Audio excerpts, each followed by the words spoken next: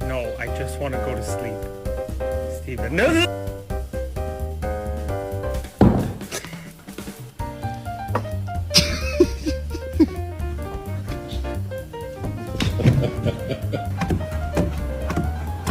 Leave it. Come on.